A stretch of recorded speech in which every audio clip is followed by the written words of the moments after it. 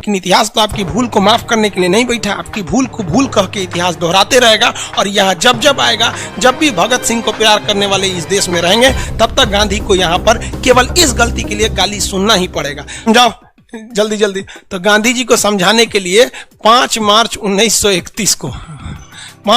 1931 को दिल्ली में एक समझौता हुआ, जिसे हम लोग दिल्ली पैक्ट के नाम से भी जानते हैं। इसी समझौता को गांधी इरविन समझौता कहते हैं। सरोजिनी नायडू ने गांधी को और अंबेडकर को दोनों को संयुक्त रूप से 2 महात्मा कहकर बुलाया है।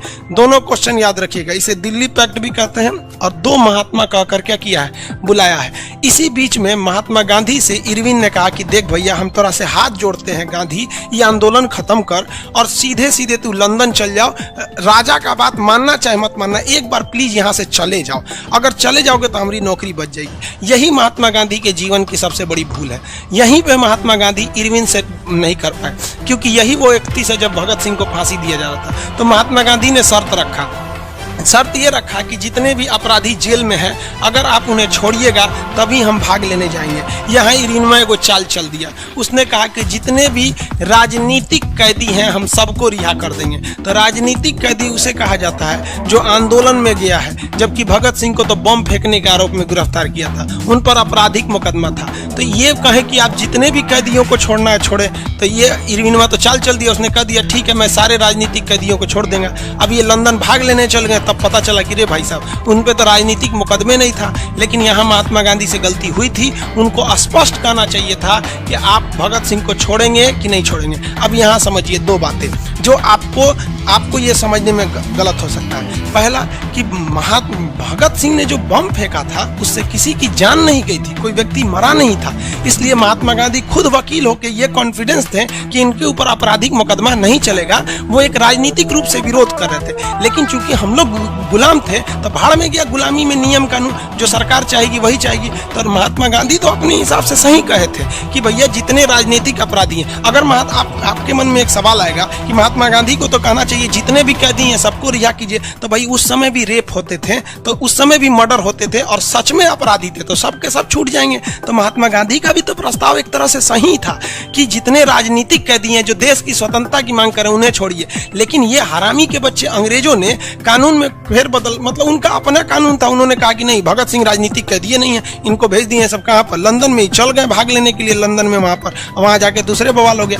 पहला ये तो हो गया महात्मा गांधी की। लेकिन महात्मा गांधी ने एक और पहली गलती ये हो गई कि महात्मा गांधी समझ नहीं पाए कि अंग्रेज ऐसा मतलब गलती करेगा सर। दूसरा कि महात्मा गांधी लाख चिल्ला लेते सब ना, या कुछ भी कर लेते, अगर अंग्रेज चाह देते सब कि हमको किसी को फांसी देना है तो दे देते सब। आपके बहस से कोई मतलब नहीं रखता है, क्योंकि जज तो वही थे, अल्टीमेट फैसला उनको देना था। आप कुछ नहीं कर सकते थे। आप अगर इसका एग्जाम्पल देना चाहेंगे तो खुद 1942 में महात्मा गांधी की हत्या का प्लान अंग्रेजों ने कर दिया था। महात्मा गांधी जब आमरण अनशन पे बैठे थे 1942 में भारत छोड़ो आंदोलन में, तो अंग्रेजों ने स्पष्ट कर दिया था इस बार हम आपको नहीं देंगे खाना पीना। और महात्मा गांधी को 14 दिन तक खाना पीना नहीं पूछा था। बेचारा अपने से खाना खाए थे, जान रहे थे कि हमरे टपका देगा भगत सिंह के साथ। लेकिन कुछ भी कहिए, जब भी इतिहास लिखा जाएगा महात्मा गांधी का ये बात काले अक्षरों में लिखा जाएगा कि आप लंदन से पढ़ के आए, वकील बन के आए, बैरिस्टर बन के आए, आपका यही काम था कि सरकार कैसे कानून का खिलवाड़ करेगी। जब आप नहीं समझ पाए तो एक आम आदमी क्या समझेगा इस देश को?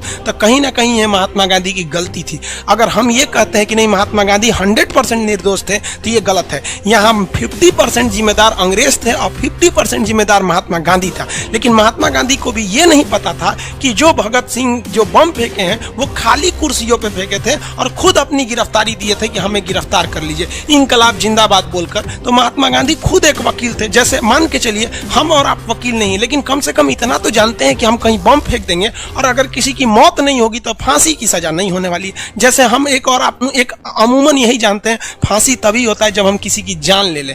हम किसी को गोली मारे, अगर बच भी गया तब भी फांसी नहीं होगा हमको, क्योंकि फांसी के लिए एक बहुत बड़ा क्राइम होना चाहिए। तो गांधी जी को ये समझने में भूल हो गई कि भैया ये, लेकिन भूल हो गई किस काम के? आप वकील थे यहाँ पर। लेकिन इतिहास तो आपकी भूल को माफ करने के लिए नहीं बैठा, आपकी भूल को भूल कह के इतिहास दोहराते रहेगा। और यहाँ जब जब आएगा, जब भी भगत सिंह को प्यार करने वाले इस देश में रहेंगे, तब तक गांधी को यहाँ पर केवल इस गलती के लिए गाली सुनना ही पड़ेगा।